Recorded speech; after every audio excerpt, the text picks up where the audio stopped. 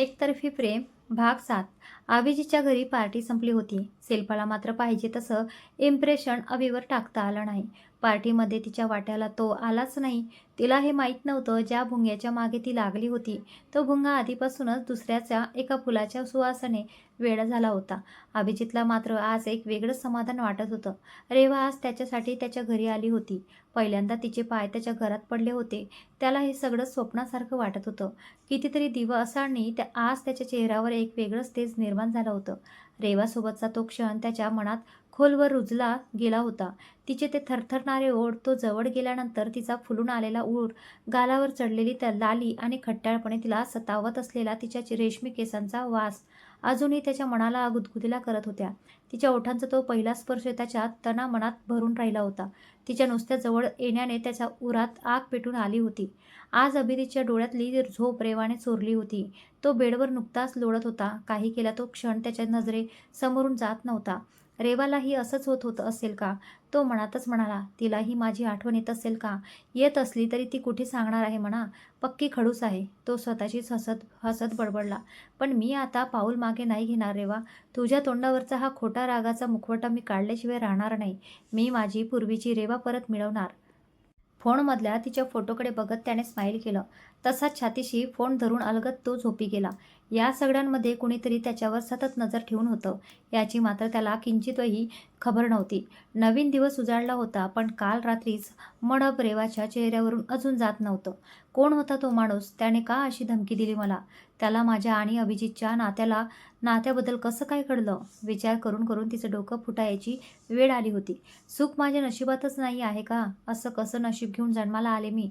नुसता सुखाचा विचार जरी केला तरी हे 1000 कोस लांब पडतं माझ्यापासून. किती कमनशिबी आहे मी. रेवाच्या डोळ्यातून घळाघळा पाणी वाहू लागलं. इतक्यात बाहेर मामीच्या तोंडाचा पट्टा चालू झाला.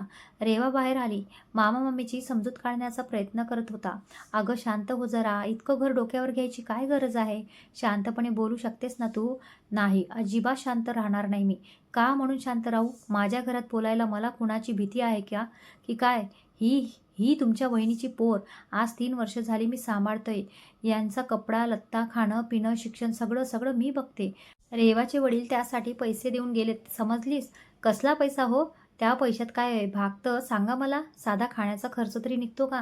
वरून यांच्या शिक्षणाचा खर्च तर वाढतच चाललाय. मी सांगून ठेवते, माझ्याच्याने आता जास्त काही होणार नाही. तुमच्या या बाच्यांना आता बाहेरचा रस्ता दाखवा. त्यांचा बाप आपल्या जीवावर पोर टाकून गेला, तो परत आलाच नाही. आम्ही किती दिवस त्यांना पोसायचं? मला माझ्या मुलासाठी काय करून ठेवायला नको का? का सगळे तुमच्या या लाडक्या भाच्यांवरच उधळू? हे सगळं एकूण रेवाच्या हातापायाखालं त्राण गळून गेलं. काय करावं कळेना. तिचं कॉलेज हे शेवटचं वर्ष होतं. काहीही करून तिला कसं तरी ते पूर्ण करायचं होतं. त्याशिवाय तिला नोकरीसाठी कुणी उभं करणार नव्हतं. फक्त हे वर्ष कसं तरी पूर्ण होणं गरजेचं होतं. त्यानंतर क्षणभरही ती तिथं थांबणार नव्हती. नोकरी मिळताच ती संजूला घेऊन ते घर सोडणार होती. रेवाने मामीसमोर हात जोडले. मामी, फक्त हे वर्ष कसं तरी काढ. मी त्यानंतर इथे नाही राहणार. मी निघून जाईन इथून. माझं वचन आहे तुला. फक्त काही दिवस राहू दे. माझी विनंती आहे तुला. मी पुन्हा माझं तोंड नाही दाखवणार तुला. प्लीज मामी. बाबांनी दिलेले पैसे पुरत नसतील तर हे दागिने पण ठेव. तिने पटकन आपल्या गळ्यातील सोन्याची चेन आणि बॅगेत ठेवलेला आईचा सोन्याचा हार आणून मामीसमोर ठेवला. अगं रेवा, काय करतेस हे? मामा झटकन पुढे झाला. राहू दे मामा. सध्या या दागिन्यांपेक्षा मला आणि संजूला एका निवाऱ्याची जास्त गरज आहे. पटकन मामीने ते दागिने उचलले आणि रूममध्ये निघून गेली. रेवाच्या खांद्यावर आता न पेलणारं ओझं होतं, पण तरीही तिला ते पेलावंच लागणार होतं. ती आता निघून गेली. खोलीचं दार लावून ती ओक्साबोक्शी रडू लागली. पुढे काय करावं तिला कळेना झालं होतं. आता कुठे एक नितळ भावना तिच्या मनात रजू लागली होती. अभिजित विषयीचा राग निवडून पुन्हा ते प्रेम तिच्या हृदयात डोकावत होतं. पण तिला या सगळ्यांविषयी विचार करायलाही आता जराही वेळ नव्हता. एकामागोमाग एक समस्या तिच्यासमोर आ वासून उभ्या होत्या. फक्त स्वतःचा आणि अभिजितचा विचार करून संजूचं भविष्य धोक्यात घालवण्याइतकी ती स्वार्थी नव्हती. कुणाशी काय बोलावं, कुणाला काय सांगावं हेच तिला कळत नव्हतं. अभिजितला सगळं सांगावं का, हा विचार तिच्या मनात आला. पण का कोण जाणे, भूतकाळातील त्याचं ते रूप अजूनही तिला आठवत होतं. त्याने जर माझ्यावर विश्वासच ठेवला नाही तर? नाही नाही अभिजित नाही. नीतू, हो नीतू, मी नीतूला सगळं सांगते. ती ही गोष्ट स्वतःपर्यंतच ठेवेल. रेवाने लगेच फोन करून नीतूला बोलावून घेतलं. रात्री घडलेला सगळा प्रकार तिने नीतूला सांगितला. नीतू ही सगळं ऐकून चकित झाली. अचानक असा धमकीचा फोन कुणी केला असेल आणि तेही आत्ताच? सगळा प्रकार खूप अवघड होता. नीतू ही पुरती हवालदिल झाली होती. रेवा, आपण हे सगळं अभिजितला सांगायला हवं. आणि तुझ्या या मामीचं म्हणशील तर तू अजिबात काळजी करू नको. मी आहे ना, सगळं सामान उचल आणि संजूला घेऊन माझ्या घरी चल. आई बाबा काहीही म्हणणार नाहीत, उलट त्यांना आनंदच होईल. तू आत्ता भर सामान सगळं. संजू शाळेतून आला की त्याला सरळ आमच्या घरी घेऊन जाऊ. नीतू, हा तुझा मोठ्या मनाचा मोठेपणा आहे जे तू आम्हाला तुझ्या घरी घेऊन जायचं म्हणतेस. पण माझ्या नजरेतून तुझ्या घरची परिस्थिती लपून नाही राहिली ग. काका किती कष्टाने रोजचा खर्च चालवतात ते मी बघितलंय. त्यात आमची भर पडली तर कसं होणार सगळं? काका काकू काही बोलणार नाहीत हे मला माहीत आहे. पण खरंच नीतू, उगाच मला नाही त्रास द्यायचा त्यांना. तुझ्या शब्दाचा आधार खूप आहे माझ्यासाठी. अगं पण प्लीज नीतू, आता जास्त आग्रह करू नको. कसं तरी 1 वर्ष काढायचं आहे. मला पूर्ण खात्री आहे मला कुठे ना कुठे नोकरी नक्की मिळेल. अजून बाबांनाही शोधायचं आहे. आई बाबा माझ्यावर संजूला सोपवून गेलेत आणि आता जर स्वार्थीपणाने मी फक्त माझा आणि अभिजितचा विचार केला तर स्वतःच्या नजरेत माझी काही लायकी राहणार नाही. पण रेवा, अभि संजूला असंच नाही टाकणार. तो तुझ्यासोबत त्याचीही जबाबदारी घेईल. बघ तू, त्याला संजूचा खूप लाड आहे ग. माहिती आहे मला. अभिजित माणूस म्हणून खूप चांगला आहे. माझ्या अडचणीत तो काही ना काही मार्ग शोधून काढायचा नक्की प्रयत्न करेल. पण त्याच्या घरच्यांचं काय? ते का म्हणून मला मदत करतील. नीतू, वाटतं तितकं सगळं सोपं नाही आहे ग. सोपं असो किंवा कठीण, आपण एकदा प्रयत्न तरी करू शकतो ना रेवा. चल तू माझ्यासोबत. आपण एकदा तरी अवीच्या कानावर हे घातलंच पाहिजे. नको नीतू, तुला चल म्हटलं ना. चल. नीतू जबरदस्तीने रेवाला अवीच्या बंगल्यावर घेऊन आली. नीतू, एक माझं, हे काय करते आहेस? असं अचानक त्यांच्या घरी जाणं ठीक नाही. चल परत जाऊन आपण आलोय तर त्याला भेटायचंच. दोघीही बंगल्याच्या गेटवर आल्या. अहो काका, आम्हाला अभिजितला भेटायचं आहे. आम्ही त्यांच्या मैत्रिणी आहोत. नीतू गेटवरच्या वॉचमॅनला म्हणाली. नाही ताई, आता आत सोडता येणार नाही. साहेबांनी एवढ्यात कुणालाही आत सोडायचं नाही असं सांगितलंय. तुम्हाला थोडा वेळ थांबावं लागेल. थोडा वेळ म्हणजे किती वेळ? तरी अर्धा तास लागेल. साहेबांचे पाहुणे आलेत घरी म्हणून. चल जाऊ नीतू. थांब ग. अर्धा तासच तर थांबायचं आहे. थांब, आपण इथेच. तू पण ना नीतू. नाईलाजाने रेवा नीतूसोबत उभी राहिली.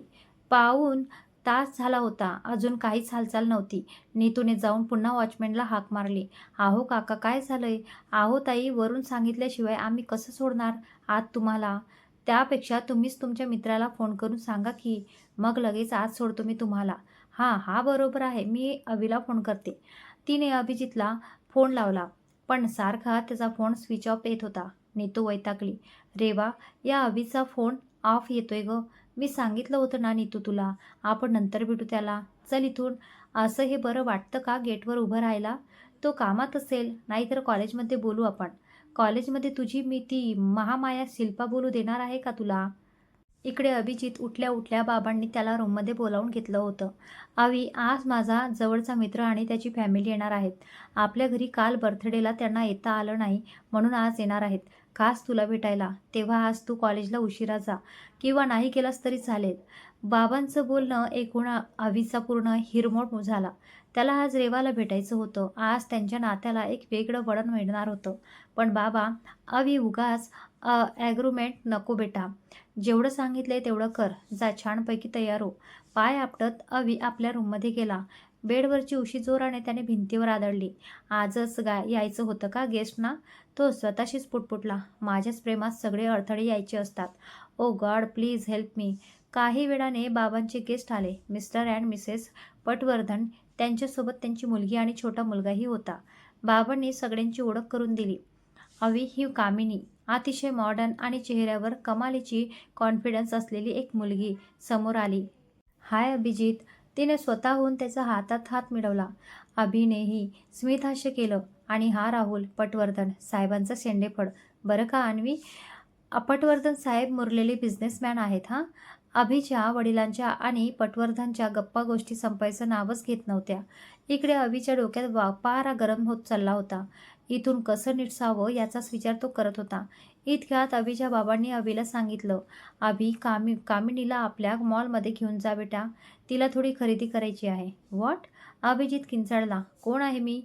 हो, तूच घेऊन जा तिला. पण बाबा, आवी जा.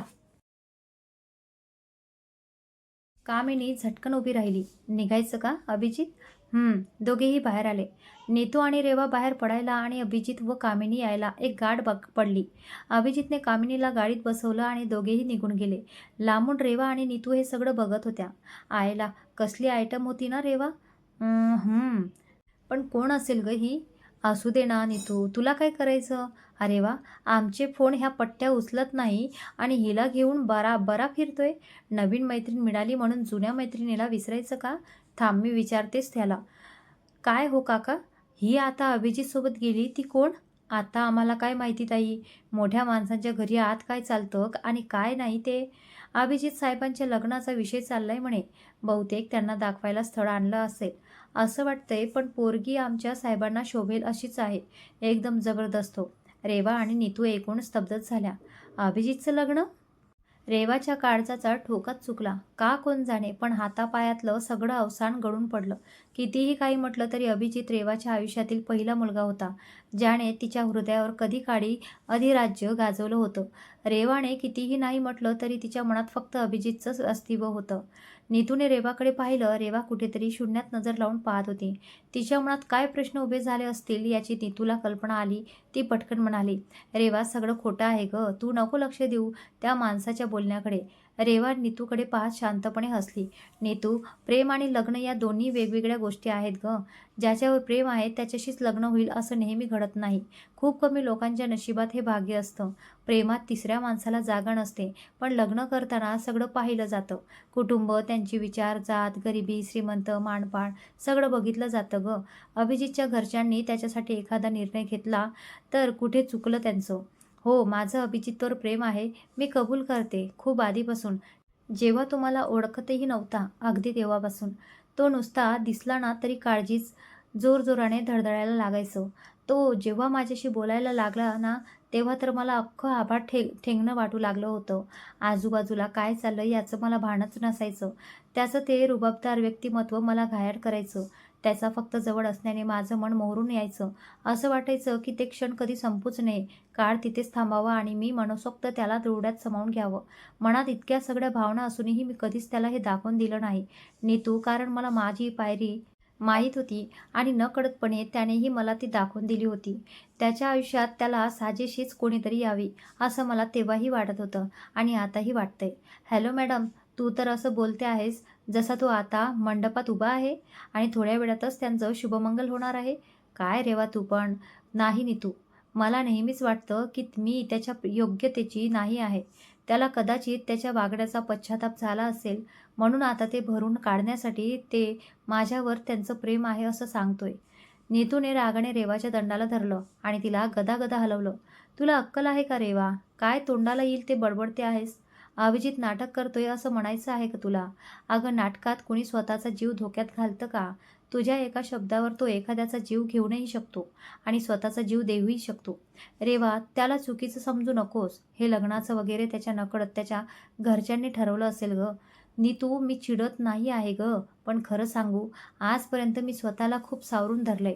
जाणून बुजून स्वतःच्या भावनांना मनाच्या तळघरात खोल गाडून टाकलंय. त्याच्यापासून स्वतःला दूर ठेवलंय, कारण पुन्हा त्याच्यात गुंतत गेले आणि जर तो मला सोडून गेला तर वेळ लागेल गं मला. आणि मला जर काही झालं ना तर माझा संजू पोरका होईल गं. रेवा, तू का असा विचार करतेस जसं काही होणार नाही? चल, आपण कॉलेजला जाऊ. नाही नीतू, मला आधी प्रॉमिस कर, आज जे काही इथे घडलं ते तू त्याला नाही सांगणार. अगं पण का? नको नीतू, आपण कुणाच्याही पर्सनल लाईफमध्ये इतकं घुसणं बरं नाही. तो स्वतःहून जेव्हा सांगेल तेव्हा सांगेल, पण तोपर्यंत प्लीज तू गप्प राहा. ठीक आहे, जशी तुझी मर्जी, नीतू बोलली. इकडे कामिनी आणि अभिजित मॉलमध्ये पोहोचले. कामिनी प्रत्येक विषयावर अभिजितशी भरभरून बोलत होती, पण त्याचं कशातच मन लागत नव्हतं. अभिजित, अभिजित, कुठल्या विचारत आहेस? काय झालं? काही बोललीस का तू? अरे, मी केव्हापासून तुला हाक मारते. हा ड्रेस कसा दिसतोय माझ्यावर? नाहीस ना? म्हणजे? अरे, काहीतरी बोल ना. हो, छान दिसतो. तुझं लक्ष नाही आहे वाटतं, की माझी कंपनी तुला आवडली नाही आहे? कामिनीने अचूक प्रश्न केला. नाही, तसं काही नाही आहे. मग कसं? कामिनी, आज पहिल्यांदाच भेटलोय ना आपण, लगेच काय आणि किती बोलणार? पहिल्यांदा भेटलोय खरं, पण तुला मला पुन्हा पुन्हा भेटावंसं नक्की वाटेल, बघच तू. अभिजितने फक्त एक नजर टाकली तिच्याकडे, कारण पुन्हा पुन्हा भेटावंसं अशी एकच व्यक्ती होती त्याच्या आयुष्यात, ते म्हणजे रेवा. तिच्या नुसत्या विचारानेच तो अस्वस्थ झाला. तिला भेटल्याशिवाय त्याला चैन पडणार नव्हती. कामिनी शॉपिंगमध्ये बिझी होती. कामिनी, मला कॉलेजला उशीर होतोय, प्लीज मला गेलं पाहिजे. मी विशालला पाठवतो, तू ये त्याच्यासोबत. एका दमात सगळं सांगून तो झटकन तिथून निघाला. कामिनी मागून पुन्हा पुन्हा त्याला आवाज देत राहिली, पण अभिजित पाठी फिरला नाही. त्याने विशालला निरोप देऊन तो तडक कॉलेजला निघाला. नीतू आणि रेवा आधीच कॉलेजमध्ये आल्या होत्या. लेक्चर चालू झालं होतं इतक्यात अभि क्लासमध्ये आला. आल्या आल्या त्याची नजर रेवाला शोधू लागली. रेवा आणि नीतू दोघीही शांतपणे लेक्चर अटेंड करत होत्या. लेक्चर दरम्यान अभिचं सगळं लक्ष रेवाकडे होतं, पण तिने एकदाही त्याच्याकडे नजर वळवून पाहिलं नव्हतं. लेक्चर संपलं तशी सगळी क्लासच्या बाहेर निघाली. अभि तसाच थांबून होता. रेवाही बाहेर पडणार इतक्यात घाईघाईने कुणीतरी पाठीमागून आलं. त्याचा पाय रेवाच्या ओढणीवर पडला. ओढणी खांद्यावरून निसटून खाली पडली. रेवाला ऑकवर्ड फील झालं. तिने पटकन ओढणी उचलली. सांभाळता येत नाहीत तर घ्यायच्या कशाला ओढण्या, उद्धटपणे कोणीतरी बोललं. इतक्यात खाडकन एक सणसणीत कानाखाली त्या मुलाच्या बसली. तो पुढे पाहतच राहिला. रेवा किंचाळली, अभिजित, काय चाललंय हे? अभिजितने रेवाकडे पाहिलं. तिच्या दंडाला धरून त्याने तिला एका कडेला केलं. शांत उभी राहा, समजलं? मला काय करायचं आहे ते चांगलं कळतं. त्याने तिला दर वाढलं. रेवाला पुढे काही बोलताच आलं नाही. बाजूलाच उभी असलेली नीतू सगळा प्रकार बघत होती. तिला देवाने मागे डोळे दिले नाहीत. तुला समोर 2 डोळे आहेत ना, मग त्यांचा वापर कर. गोट्या खेळायला करायला ठेवलायस का? एवढ्या घाईघाईने कुठे ऑलिम्पिकमध्ये धावायला चालला होतास काय? तो पोरगा पुरता घाबरून गेला. नाही, ते मी नाही आणि ही नाही. पुन्हा मुलींशी बोलताना अदबणीने बोलायचं, समजलं? चल निघ. आणि हो, जाता जाता मिस रेवाला तुम्ही केलेल्या चुकीबद्दल सॉरी म्हणून जा, कळलं का? अभिजितने त्याच्या गालावर एक चापट मारत म्हटलं. सॉरी मिस रेवा, पुन्हा असं नाही होणार. सॉरी. रेवा काहीच न बोलता रागाने अभिजितकडे बघू लागली. निघ आता. अभिजित त्या मुलाकडे पाहून बोलला. तसा तो जीव घेऊन बाहेर पडाला. काय गरज होती एवढ्याशा गोष्टीचा तमाशा करायची? माझा मॅटर होता, मी बघून घेतला असता ना. तू का प्रत्येक गोष्टीत मध्ये पडतोयस? कारण तुझा प्रत्येक मॅटर हा फक्त तुझा नाही, तर तो माझाही आहे, समजलं? तुझ्याशी बोलण्यात काहीच अर्थ नाही, रेवा चिडून म्हणाली. क्लास पूर्ण रिकामा झाला होता. नीतू, रेवा आणि अभि फक्त उरले होते. रेवा नीतूसोबत जायला निघाली. नीतू, अभिजितने हाक दिली. नीतूने मागे वळून पाहिलं. नीतू, 1 मिनिट, तुझ्या मैत्रिणीशी थोडं बोलायचं होतं, बोलू शकतो का मी? नीतूने रेवाकडे पाहिलं. रेवाने घट्ट नीतूचा हात पकडला आणि मानेनेच नकार दिला. अभिजितने ते पाहिलं. डोंट वरी नीतू, तुझ्या मैत्रिणीला सांग, खाणार नाही आहे मी तिला. नीतूने नजरेनेच तिला धीर देत थांबवायचा आग्रह केला. रेवा, मी बाहेर आहे. नीतू बाहेर गेल्यावर अभिजित रेवाच्या जवळ आला. आपोआप तिचं हृदय जोरजोराने धडधडू लागलं. तो जसा जसा जवळ येत होता तशी तशी रेवा मागे जाऊ लागली. मागे चालता चालता ती कोपऱ्यात येऊन धडकली. अगदी बारकाईने तिला निहाळू लागला. तिच्या ओठांवर अजूनही हलकीशी खूण होती. अभिला कालची रात्र आठवली. त्याच्या चेहऱ्यावर आपोआप हसू आलं. रेवा, अभिजित काही बोलणार इतक्यात रेवाने त्याला थांबवलं. अभिजित, प्लीज, आधी माझं ऐकून घे. अभिजित गप्प झाला. त्या रात्री जे काही घडलं ते ते रेवा, ते माझं प्रेम होतं. त्याला प्लीज दुसरं काही घाणेरडं नाव देऊ नको. हो, भावनेच्या भारात मी जास्त पुढे गेलो, पण म्हणून माझं प्रेम चुकीचं नाही आहे. अभिजित, मी कुणालाही चूक किंवा बरोबर ठरवत नाही. मला फक्त इतकंच सांगायचं आहे की मला थोडा वेळ हवाय. तुझ्याविषयी माझ्या मनात काय आहे हे मलाच नीट कळत नाही आहे. झालेल्या गोष्टी विसरायला मला थोडा वेळ लागेल, म्हणून या नात्याला नाव देण्याची प्लीज घाई करू नकोस. माझ्या मनात तुझ्याबद्दल राग नाही आहे, पण पण प्रेम आहे हे सांगायची तुझ्यात अजून हिंमत नाही आहे, हो ना? अभि पटकन बोलला. रेवा गप्प राहिली. तू आज सांगत नसलीस तरी काही दिवसांनी तू हेही कबूल करशील, माझी खात्री आहे रेवा. मनातल्या भावनांना तू जास्त उशीर कोंडून ठेवू शकणार नाही. निघायला हवं. नीतू वाट पाहत असेल. ती जायला वळली. तोच अभिजितने तिचा हात धरला. अभिजित, प्लीज, मला काहीतरी द्यायचं आहे तुला रेवा, पण मला काही नको आहे. तरीही मला तुला द्यायचं आहे. का नेहमी असा वागतोयस? हट्टीपणा करतोयस तू? कारण मी हट्ट केल्याशिवाय तू माझं काही ऐकत नाहीस म्हणून. त्याने आपल्या गळ्यातील सोन्याची चेन काढली आणि ती तिच्या गळ्यात घालण्यासाठी त्याने हात पुढे केले. तसे रेवाने त्याला अडवलं. हे काय करतोयस? घाबरू नकोस, मंगळसूत्र घालत नाही आहे, चेन आहे, मंगळसूत्रही घालीन, पण त्याला अजून थोडा उशीर आहे. त्याने तिच्या गळ्याकडे हात नेला. अभिजित प्लीज. अनु, नाही म्हणू शकू नकोस ना प्लीज. रेवा विरघळली. आईनंतर कुणीच तिला अनु म्हणत नव्हतं. आज त्याच्या तोंडून तशी हाक ऐकून तिला गहिवरून आलं. त्याने हलकेच तिच्या मानेवरचे केस बाजूला केले. त्याच्या बोटांच्या स्पर्शाने तिच्या पोटात गोळा येऊ लागला. वर त्याच्या प्रेमाला नकारणारी रेवा स्वतःच्या नकळत मनातून त्याच्या प्रेमाने मोहरत चालली होती. अभिजित तिच्या चेहऱ्यावर बदलणारे भाव पाहत होता. खूप काळानंतर त्याला आज पूर्वीची रेवा दिसत होती. रेवाने आपले डोळे मिटले होते. ती तो क्षण जगत होती. हलकेच अभिजितने तिच्या मानेवर ओठ टेकवले. तिच्या हातात हात गुंफवून त्याने तिला आपल्या छातीशी घट्ट कवटाळलं. त्याच्या शरीराचा सुगंध पुन्हा तिला वेळ लावत होता. तिचं अंग मोहरून आलं. गच्च डोळे मिटून काही क्षणांसाठी तिने स्वतःला अभिजितच्या बाहुपाशात झोकून दिलं. इतक्यात बाहेरून नीतूने आवाज दिला. रेवा खडबडून जागी झाली. अभिजितच्या मिठीत स्वतःला पाहून झटकन तिने त्याला दूर ढकललं. पापणी लावते न लावते तोच ती बाहेर निघून गेली. अभिजित भिंतीला जाऊन धडकला होता. काय मुलगी आहे यार, एकदा जवळ घेते, एकदा दूर ढकलते. अभिजित डोकं चोळत उठला. पुन्हा त्याच्या चेहऱ्यावर सुंदरसं स्मित उमटलं. यार, ही मुलगी एक दिवस मला वेड लावणार आहे. तो स्वतःशीच बडबडला.